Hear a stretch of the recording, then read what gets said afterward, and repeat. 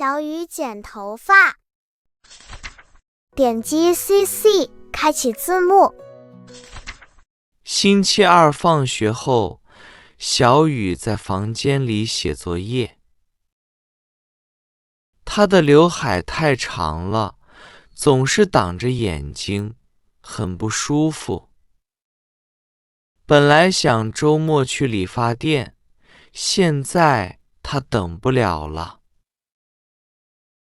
小雨看着镜子，我自己剪吧，应该挺简单的。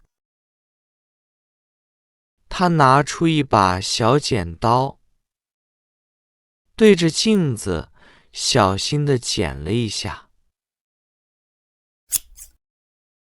哎呀，左边长，右边短。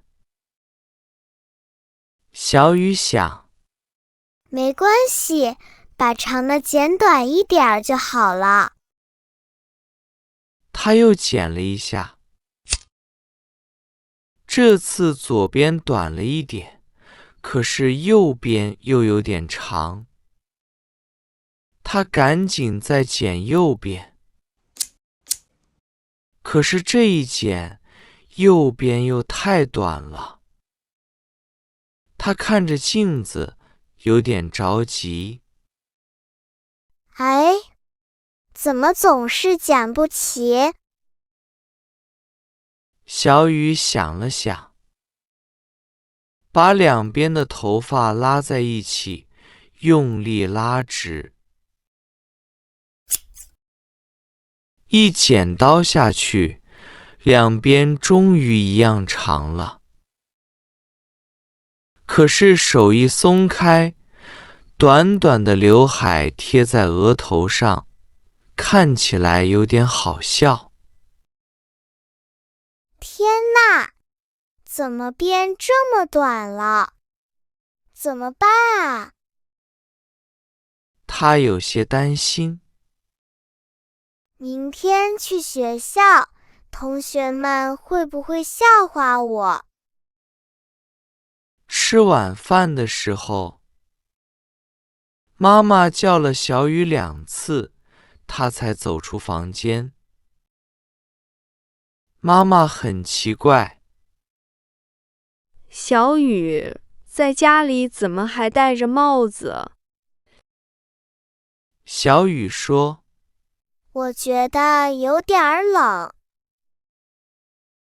爸爸紧张地问，是不是感冒了？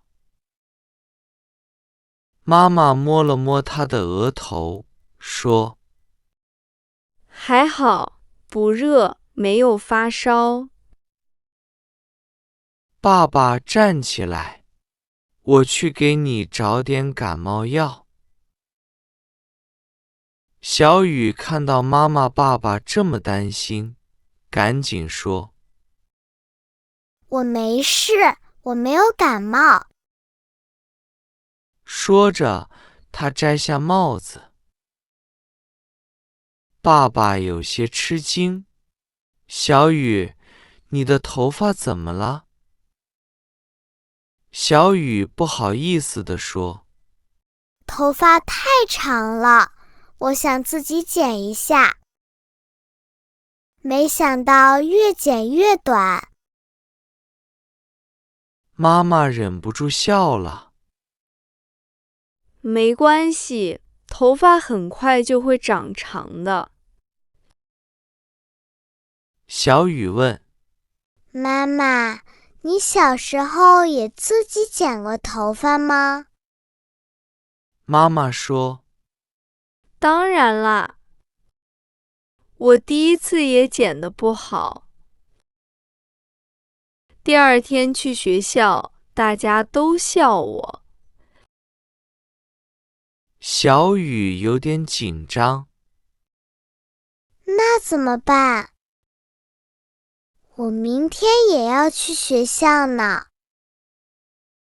妈妈笑着说，别担心，我有办法。妈妈回房间拿来几个可爱的发夹，把小雨的刘海夹到两边。有了发夹，小雨看起来很可爱。